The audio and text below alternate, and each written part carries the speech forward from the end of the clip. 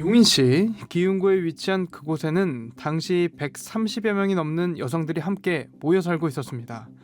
자의에 의한 건 아니었고요. 가출 후 방황을 하고 있다거나 가정 형편이 어려운 경우 교육이란 명분으로 사회와 단절된 채 살게 됐던 것이죠. 그런데 학생들에게 기술을 가르쳐 사회에 잘 적응할 수 있게 해준다던 그곳은 무언가 좀 이상했습니다. 너 그거 뭐야? 편지야? 이리 내놔. 싫어요. 개인적인 거란 말이에요. 개인적인 거? 아직 정신 못 차렸구만. 어? 이리 내!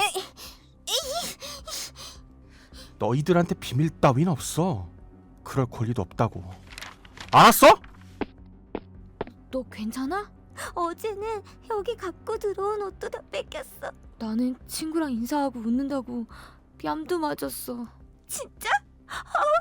방 창문에 쇠창살도 막 쳐져 있고. 너네 뭐야? 누구 맘대로 떠들래? 아는 척도 하지 말랬지? 해당 시설에 살고 있는 학생들에겐 조금의 자유도 주어지지 않았습니다. 편지를 검열하고 창문엔 쇠창살이 설치됐죠. 밖으로 나가고 싶다 한들 경비원들에게 가로막혀 나갈 수조차 없었습니다. 말을 듣지 않을 경우엔 혹독한 가혹행위까지 이어졌다고 하죠. 아무래도 이건 좀 아닌 것 같아. 그런데 뭐 방법 있어? 문도 다 잠겨 있고 창문도 막혀 있고 나가고 싶어도 나갈 수 있는 방법이 없잖아. 한 가지 방법이 있긴 해. 뭐? 그게 뭔데? 당장 하자. 불을 내는 거야. 불? 불이 나면 연기가 날 테고 그러면 문 열어줄 거야. 그때 빠져나가자. 어쩌면 감옥보다도 못했던 그곳에서 탈출하기 위해 당시 시설에 살던 여학생들은 무모한 선택을 하고 해 말았습니다. 기숙사 커튼에 불을 질러 탈출을 계획했던 것이었죠. 당시 해당 시설에서 가장 나이가 어린 여성은 단 13살이었고 최연장자는 33살의 성인 여성이었다고 합니다. 과연 이 사건의 끝은 어땠을까요? 오늘 사건 엑스파일에서 자세히 살펴보겠습니다.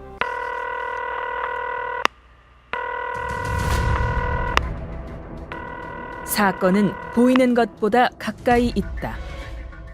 이원화 변호사의 사건 엑스파일. 안녕하세요. 사건 엑스파일 이원화입니다. 오늘도 로엘 법무법인 신영재 변호사와 함께합니다. 변호사님 어서 오세요. 안녕하세요. 로엘 법무법인의 신영재 변호사입니다. 2025년인 지금 대한민국 어딘가에 이런 곳이 있다고 하면 그야말로 사회가 발칵 뒤집힐 만한 사건이 아닌가 싶거든요. 그렇습니다. 지금으로서는 상상조차 하기 어려운 곳인데요. 오늘 우리가 다룰 이 사건 1995년 경기 여자기술학원에서 일어난 화재 사건입니다. 네, 지금 변호사님은 사실은 이제 기억이 아예 없을 만한 그런 시기이고요. 저는 이제 초등학교 다닐 무렵이거든요. 물론 오래전이지만 그래도 진짜 이런 일이 있었다고 놀랄 만한 그런 사건인 것 같은데 경기 여자기술학원 여기가 학원이라는 이름이 붙었습니다만 진짜 학원은 아닌 거죠? 네, 그렇습니다. 이름만 학원이지 우리가 생각하는 그런 학원은 아니고요. 가출 청소년이나 가정 형편이 어려운 소녀들을 보호하고 교육한다는 명목으로 데려다 놨는데 사실상 감금 상태로 두었던 곳이고요. 사회와 단절된 채 감시 속에서 살았던 그야말로 수용소와 같은 곳이었던 것 같습니다. 언뜻 형제복지원이 좀 떠오르는데요. 네, 맞습니다. 저도 바로 그 형제복지원부터 생각이 네. 나더라고요. 국가 보조금을 타내려고 이 약자들을 모아놓고 운영하는 구조였죠.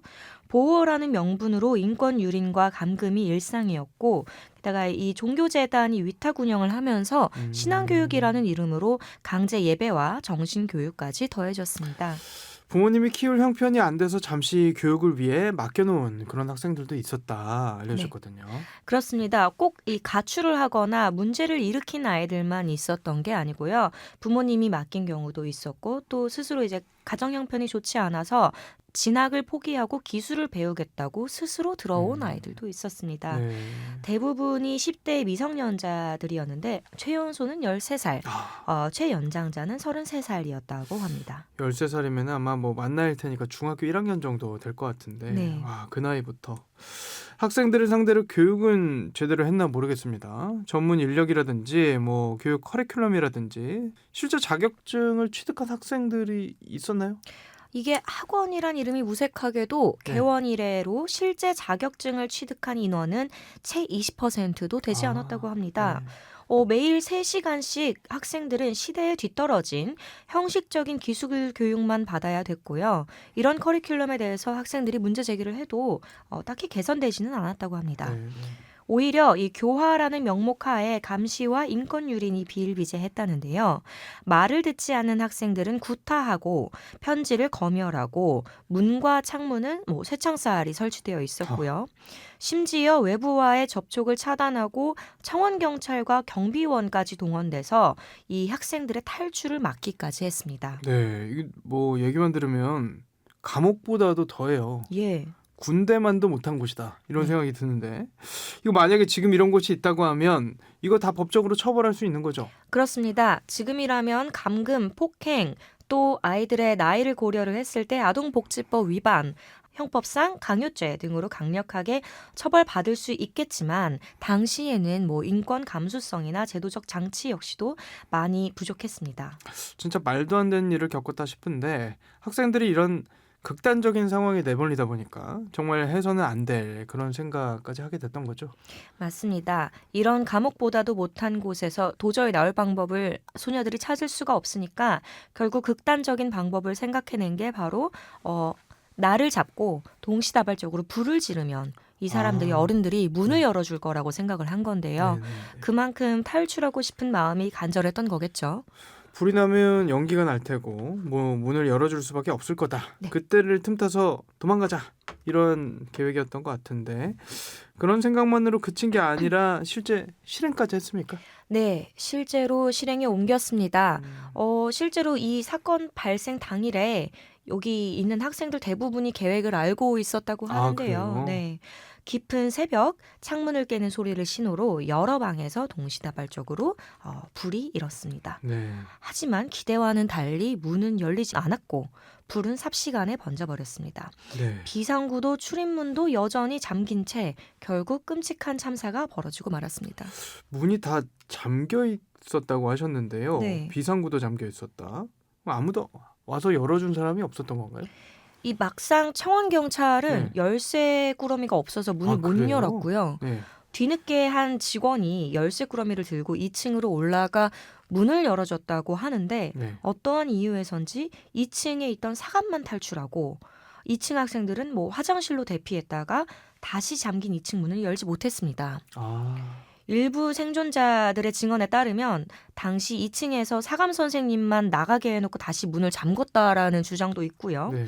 실제로 도망 나오던 일부 학생들이 밖으로 나왔는데 밖에 이 청원 경찰이 몽둥이를 들고 당장 다시 강당으로 돌아가라라고 그래서 이제 겁을 먹고 돌아갔다는 그런 얘기도 있습니다. 네. 그래서 사실 이제 이날의 사상자 중에 기숙학원의 어른들은 단 한 명도 없었다는 겁니다.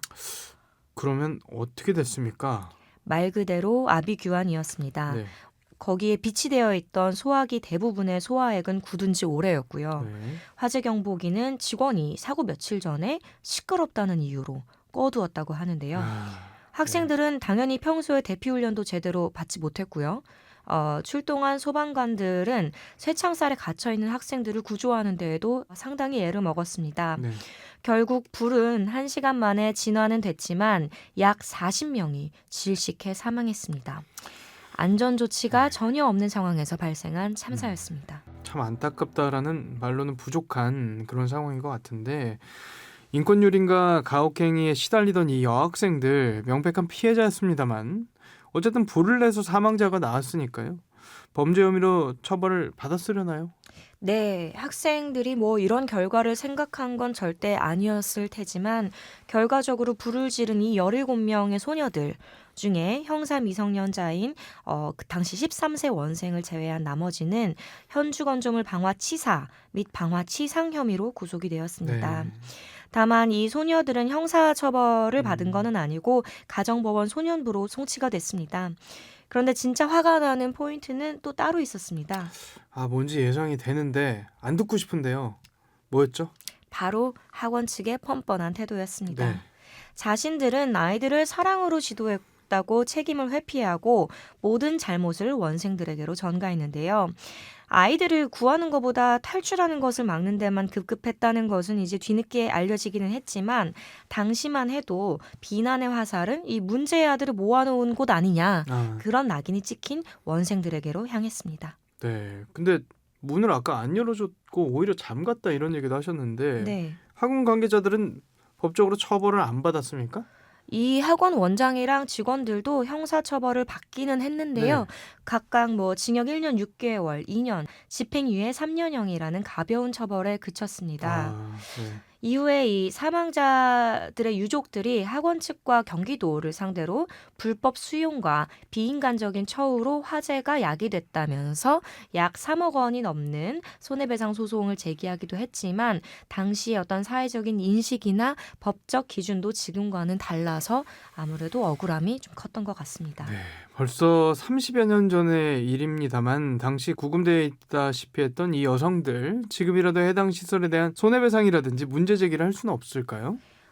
지금이라도 손해배상 청구권에 이 소멸시효만 남아있다면 문제 제기는 가능합니다.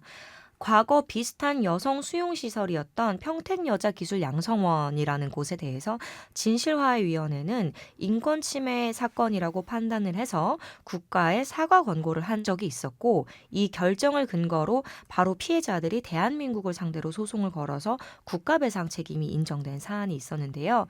다만 사안별로 뭐 사실관계나 책임의 소재 또 이 소멸시효 여부는 꼼꼼히 다시 따져봐야겠습니다. 네, 맞습니다. 여기 지금 경기 여자기술학원 일단은 이름이 또 학원이라고 돼 있기도 하고요. 네. 국가에서 운영하는 건 아니었던 것 같아요. 보조금이 맞습니다. 일부 있었겠지만 네. 그렇다고 한다면은 국가에 대한 배상 책임을 요구하기는 쉽지는 않을 걸로 보이기는 하고요.